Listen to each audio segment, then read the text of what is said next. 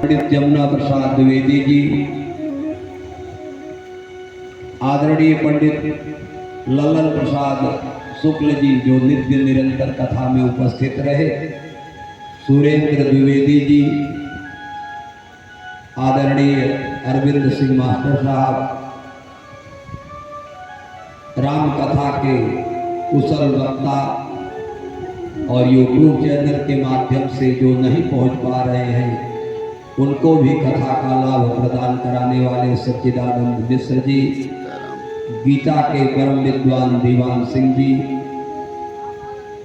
श्रीमान सालिक प्रसाद सालिकराम द्विवेदी जी, राम कथा एवं भागवत कथा के मूर्धन्य विद्वान पंडित जयप्रकाश मिश्र जी, कमलाप्रति त्रिपाठी जी, आदरणीय नागेंद्र सिंह जी, जिला पंचायत सदस्य आशु सिंह जी, गौरव सिंह जी, सबके प्रति हार्दिक साधुवाद धन्यवाद ज्ञापित करते हुए कथा में उपस्थित पंडित राजेश मिश्र जी, सीता सावित्री गीता गायत्री मैथिली मदालसा के चरित्रों को अनुप्राणित करने वाली दिव्यमयी आर्य देवियों, भूरि भावुक सद गृहस्थ सुधी श्रोता सज्जन वृंद महानुभाव, सी राममय सब जग जानी, करहु प्रणाम जोरि जुग पानी। आए प्रेम से दो बार भगवान का नाम ले ले। फिर भागवत की सप्तम दिवस की विश्राम बेला में हम आप प्रवेश करते हैं, क्योंकि कथा का अंत नहीं होता। हरि अनंत हरि कथा अनंता, कथा का केवल विश्राम होता है। आज यहाँ विश्राम हो रहा है, कल कहीं अन्यत्र कथा का फिर प्रवाह होगा।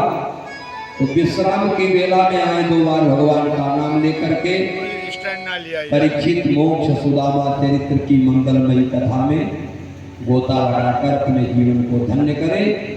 प्रेम से बोलिए भागवत भगवान की, कृष्ण कन्हैया लाल की। भजले प्राणी रे अज्ञानी, दो दिन की जिंदगानी वृथा क्यों भटक रहा है, वृथा क्यों भटक रहा है।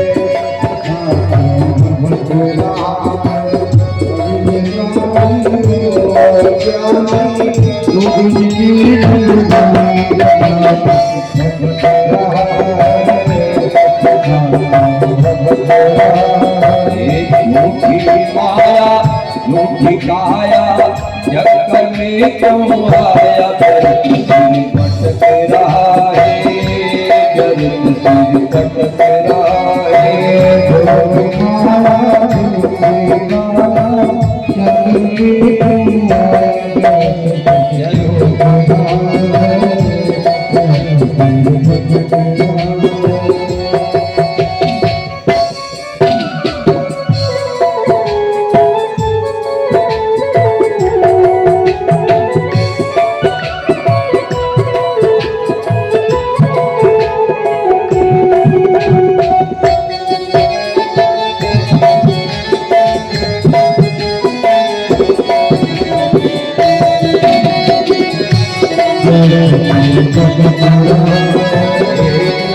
तन मिला है तुझे, हो क्यों रहा है इसे खेल में,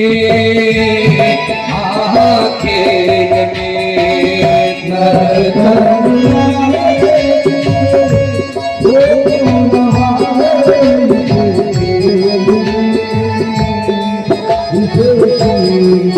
तेरी कल चल सिखाया, तेरी उल्टी हदीसियों के बेल में, बेल में कल चल सिखाया, तेरी उल्टी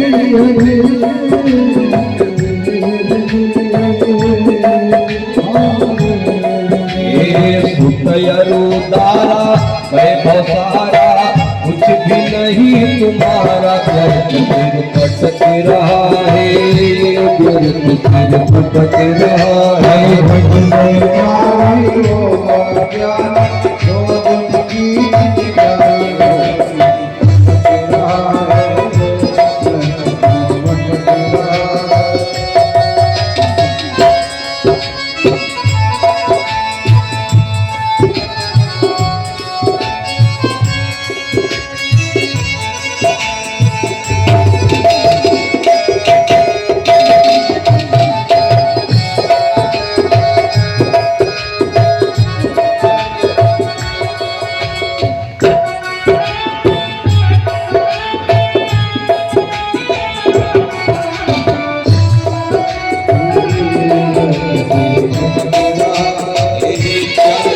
अभिमानी मन अब तो जन्म को सवार ले, सवार ले।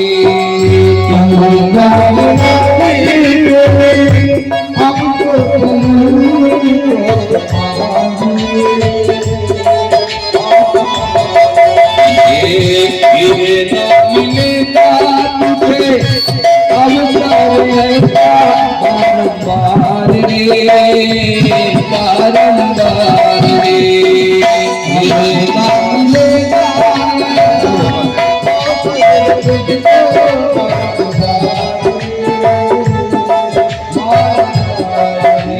मिलेगा अज्ञानी सजना दानी भजन सारंग पानी भजन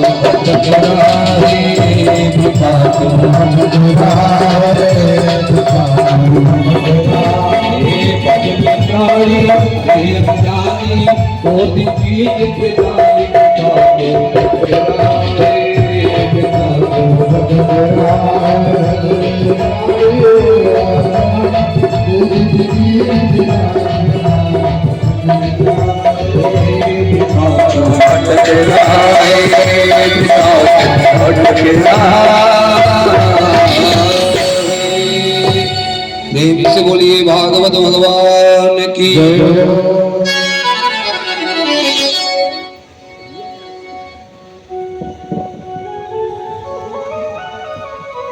परम मंगलमय श्रीमद् भागवत महापुराण, वेदों का प्राण, पुराणों का महापुराण, पारमहंसीय संहिता, भगवान नारायण का मूल क्रम।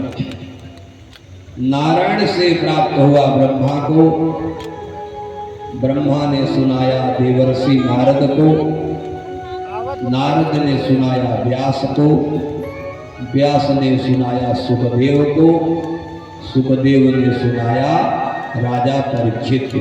एक क्रम में। दूसरे क्रम में भागवत की कथा को सीतापुर जिले के नैमिषारण्य क्षेत्र में 88,000 सौनकादिक ऋषियों को श्री सूत जी महाराज ने सुनाया। तीसरे क्रम में इसी भागवत की कथा को मैत्रेय ने विदुर जी को सुनाया बद्री नारायण में।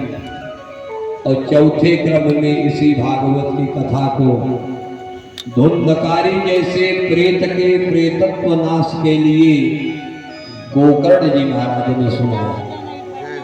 चार घाट पर भागवत की कथा का पान हो रहा है।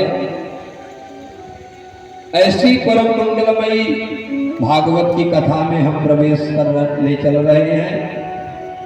हमारा स्थल गौरवान्वित हो रहा है। नित्य प्रति कथा में उपस्थित होकर के कथा का रसपान करने वाले डॉक्टर सुरेंद्र सिंह जी को व्यासपीठ से हार्दिक साधुवाद धन्यवाद।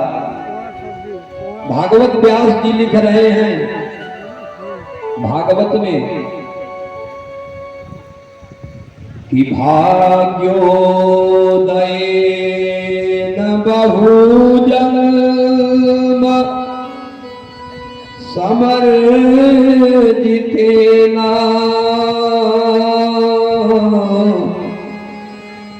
सत्संगमं च लभते पुरुषो यदा।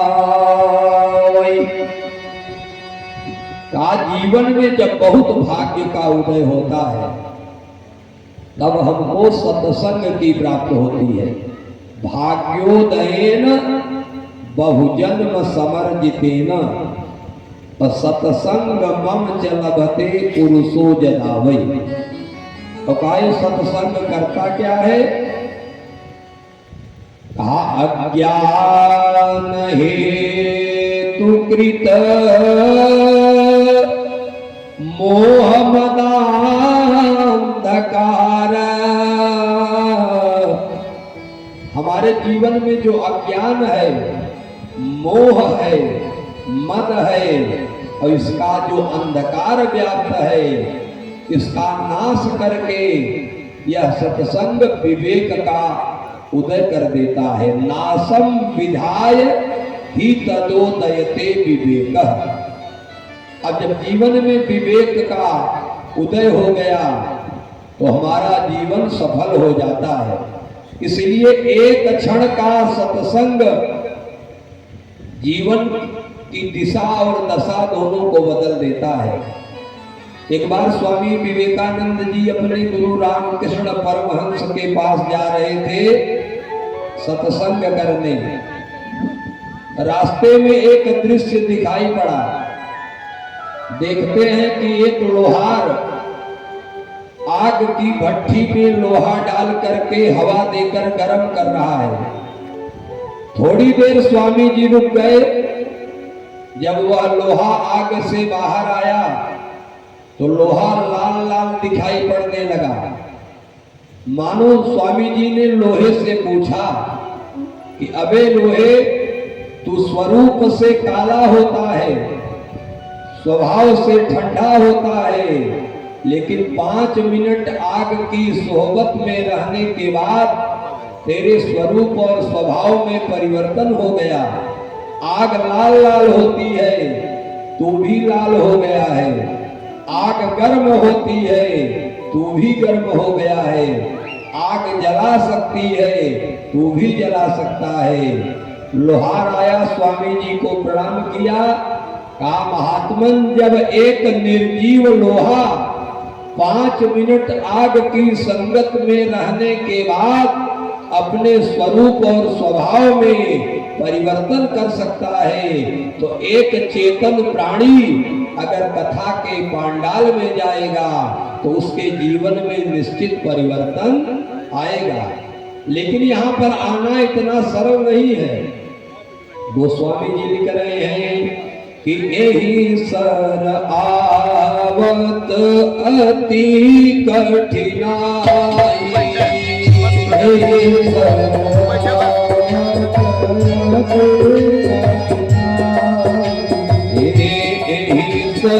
आवत अति कठिनाई,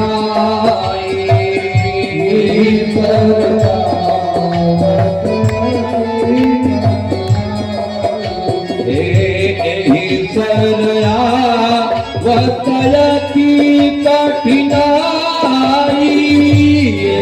सदना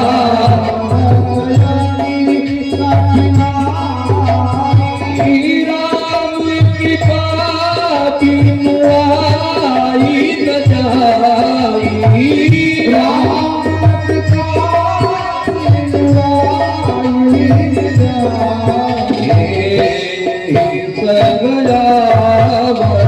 जाई, सगला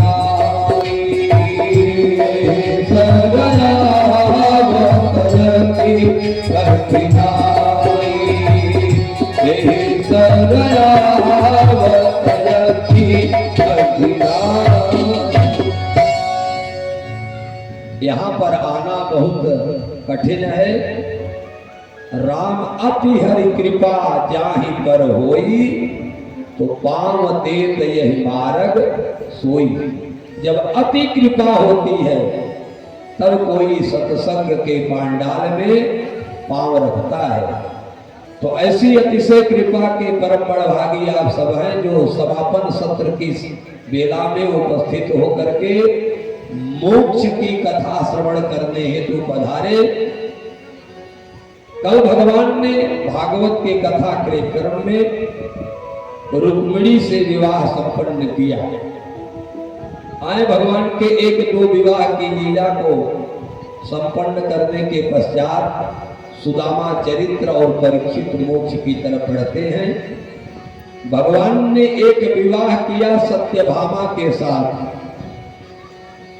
भगवान का एक विवाह हुआ जाम्बवती के साथ, एक विवाह हुआ रुक्मिणी के साथ, एक विवाह हुआ नागनजिती के साथ, एक विवाह हुआ कालिंदी के साथ, एक विवाह हुआ मित्रविंदा के साथ और एक विवाह हुआ कैकेयी के साथ। ये 8 पटरानियां भगवान की हैं। तो आए 1-2 विवाह की चर्चा और करते हैं। भागवत में बताया गया एक राजा थे जिसका नाम था सत्राजित। सत्राजित ने सूर्य देव की आराधना किया।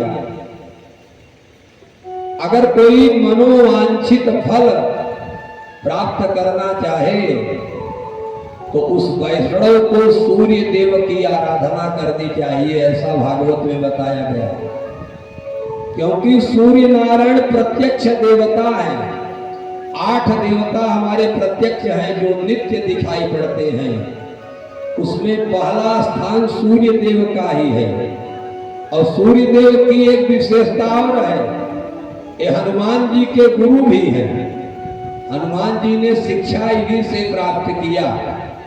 जो ज्ञानी नाम अग्रगण्यम हो गए, ऐसे ज्ञानियों में अग्रगण्य हनुमान जी के परम गुरु हैं सूर्य नारायण जी महाराज। सूर्य नारायण की स्तुति किया, सूर्य देव प्रसन्न हुए और एक मणि प्रदान किया। और उस मणि की विशेषता यह थी कि वह मणि रोज 8 भार सोना प्रदान करती थी।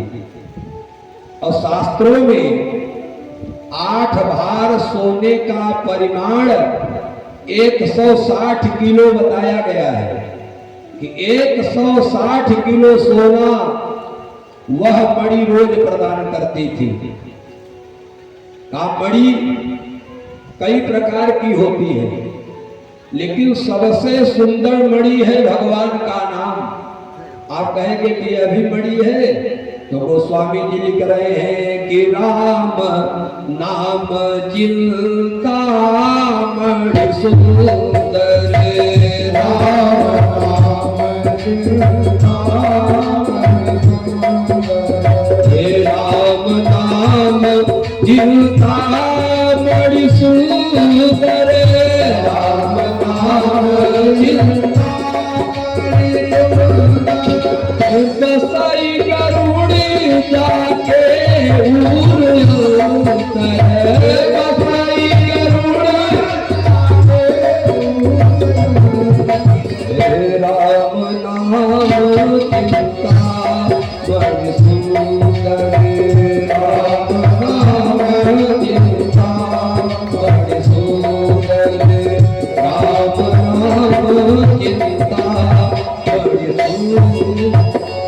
ये भगवान का नाम चिंतामणि है। और ये मणि जिसके जीवन में आ गई तो परम प्रकाश रूप दिन राती, नहीं कछु चाहिए दिया घृत बाती। उसको किसी प्रकाश की आवश्यकता नहीं है, परम प्रकाश व्याप्त हो जाता है।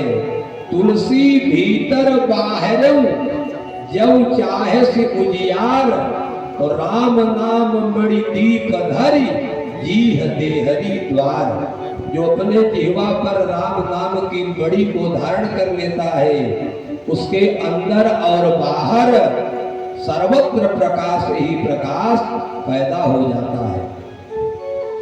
अब उस मणि का नाम था, कथाएं लोग बहुत श्रवण करते हैं, जो मणि सत्राजित को सूर्य नारायण ने प्रदान किया, उस मणि का नाम था स्यमंतक मणि। और जब स्यमंतक मणि प्राप्त हो गई तो एक दिन सत्राजित का एक भाई था प्रसेनजित, उस मणि को धारण किया और भगवान से मिलने के लिए चला गया द्वारिका। और जैसे ही द्वारिका में प्रवेश किया तो पूरा महल, पूरा भवन भगवान का दिव्य प्रकाश से परिपूर्ण हो गया। ऐसा लगा कि साक्षात सूर्य नारायण उपस्थित हो गए हैं। और भगवान ने प्रसेनजित से मणि के विषय में और मणि प्राप्त करने के विषय में प्रश्न कर दिया।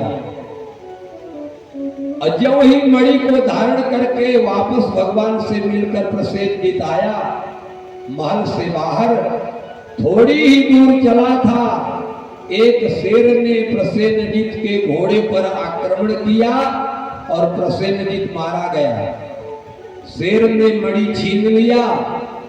थोड़ी दूर आगे चला, एक सिंह ने शेर को मार करके मणि को छीन लिया और वह भालू लेकर के मणि पहुंच गया एक गुफा में। अपनी बेटी को मणि प्रदान कर दिया। मणि के प्रकाश से पूरी गुफा आलोकित हो गई और भगवान के ऊपर झूठा कलंक लग गया कि मणि को देख करके भगवान मोहित हो गए थे, इसलिए इन्होंने मणि छीन लिया है। और आज भी अगर कोई चौथी का चंद्रमा देख लेता है जाने अनजाने में, धोखे में, तो उसके जीवन में कलंक लग जाता है। तो जो यह कथा श्रवण कर लेता है सेवंतक मणि की, उसके जीवन का कलंक दूर हो जाता है। अथवा अगर पहले लगा हो कलंक तब भी दूर हो जाता है, और आगे अगर कलंक लगने वाला है तो वह भी दूर हो जाता है। इसलिए बड़े ध्यान से इस कथा का श्रवण करें। अब भगवान ने कलंक मिटाने के लिए मणि की खोज करना प्रारंभ किया। जब खोजते खोजते आए तो देखते क्या है कि घोड़ा मरा पड़ा है और आगे से शेर के पद चिन्ह दिखाई पड़ रहे हैं। और शेर के पद चिन्हों पर जब आगे बढ़े तो देखते हैं शेर मरा पड़ा है, आगे से भालू के पद चिन्ह दिखाई पड़ रहे हैं। उसी भालू के पद चिन्ह पर चलते चलते भगवान गुफा में पहुंच गए, जहां पर एक कन्या मणि को लेकर के खेल रही थी। और जो ही मणि को भगवान ने देखा, कन्या के हाथ से मणि को छीन लिया, तब तक एक ऋक्षराज भालू ने भगवान के ऊपर आक्रमण कर दिया। वह ऋक्षराज कौन है? त्रेता के जामवंत जी महाराज, वही द्वापर में ऋक्षराज होकर के पैदा हुए। अब जामवंत को ऋक्षराज क्यों बनना पड़ा, इसके लिए 2 मिनट मानस में आपको चलना पड़ेगा। जब भगवान राम रावण से युद्ध करने के लिए लंका में गए और लंका विजय के पश्चात जब भगवान सारी बानरी सेना लेकर के वापस अयोध्या आ गए, अयोध्या आने के लिए विमान पर आरूढ़ हुए, तो समय जामवंत की सेना को ले आना भगवान भूल गए थे। सवेरा हुआ, जामवंत की सेना ने आकर के जामवंत को बताया, कहा प्रभु हम लोग तो यही छूट गए। और भगवान सारी सेना को लेकर के अवध के लिए प्रस्थान कर गए। जामवंत को वाल्मीकि रामायण में ब्रह्मा का अवतार बताया गया। जामवंत उस सेना के उस समय सबसे वीर थे। जामवंत अपनी जवानी में जब तक भगवान बाण पर संधान करते थे, तब तक पूरी पृथ्वी की 7 परिक्रमा कर लेते थे। और जामवंत की वीरता का वर्णन रावण ने अपने मुख से खुद किया। केवल 2 लोगों को रावण ने वीर बताया। जब दूसरी बार अंगद जी महाराज गए हैं, पहली बार तो हनुमान जी गए, लंका को जलाकर चले आए। दूसरी बार फिर अंगद गए। अंगद ने जाकर के जब मुष्टिका को रावण के दरबार में पटका, तो रावण का सिंहासन गिर पड़ा, उसका मुकुट विदीर्ण हो गया। और जब रावण उठ करके सिंहासन पर आसीन हुआ, तो अंगद ने सोचा कि मेरी प्रशंसा करेगा, लेकिन रावण ने अंगद की प्रशंसा नहीं किया। तो अंगद ने स्वयं कहा कि मैं और मेरे चाचा सुग्रीव रामादल के सबसे बड़े बलवान हैं। तो रावण ने कहा तुम और तुम्हारे चाचा सुग्रीव दोनों नदी के किनारे के वृक्ष हो। तुम सुग्रीव कूल ध्रुव दो। जैसे नदी में बाढ़ आती है तो किनारे के वृक्षों को गिरा देती है, वही स्थिति तुम्हारी और तुम्हारे चाचा सुग्रीव की है। कहा विभीषण, आप बंधु हमार भीर पड़ सोऊ। कहा वह तो बड़ा डरपोक है, 1 लात मारा रामादल में चला गया। कहा एक वीर तुम्हारी सेना में है लेकिन अब बूढ़ा हो गया है। कहा कौन? कहा जामवंत मंत्री अति बूढ़ा, अशोकी भयऊ अब समरारूढ़ा। अब वह लड़ाई नहीं कर सकता। कहा नल नील, कहा वो तो मिस्त्री हैं, जोड़ने का काम करते हैं, शिल्पी कर्म जाने नल नीला। तो अंगद जो चीज जानना चाहते थे रावण ने अब बताया। कहा शिल्पी कर्म जानई नल नीला, है कपि एक महाबलशीला। एक महाबलशाली तुम्हारी सेना में बंदर है। कहा वह कौन? कहा आवा प्रथम नगर जो जारा, जो पहले आया लंका जला करके चला गया, उसके अलावा तुम्हारी सेना में कोई वीर नहीं है। तो अंगद जानना यह चाहते थे कि आखिर हनुमान जी काम क्या करके लंका से गए हैं। तो कहा कि उसकी वीरता को जाने कैसे। तो रावण अब यहीं पर घोषणा कर रहा है। रावण ने कहा कि जब मेरे बेटे इंद्रजीत के द्वारा बाध करके हनुमान को ले आया गया तो मैंने हनुमान से मुष्टिका युद्ध का प्रस्ताव रख दिया।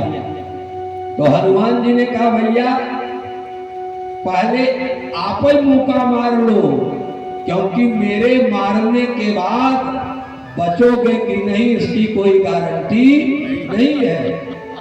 तो रावण ने कहा मैंने एक मुक्का हनुमान जी को मारा। और गोस्वामी जी लिख रहे हैं जो अनंत बल की राशि है, लेकिन रावण का प्रहार देखो कि जान उठे कि कपि भूमि न गिरा। हनुमान जी जो शिव के अवतार हैं, रावण की मुष्टिका के प्रहार से हनुमान जी के अवतार हनुमान जी महाराज घुटनों के बल जमीन को टेक गए। वह पराक्रम रावण का था। और जब उठ करके हनुमान जी ने मुष्टिका को रावण पर मारना चाहा तो ब्रह्मा ने ऊपर से पकड़ लिया। कहा महाराज जो काम राम का है वह काम आप ही करके चले जाएंगे, तो राम को वापस आना नहीं पड़ेगा।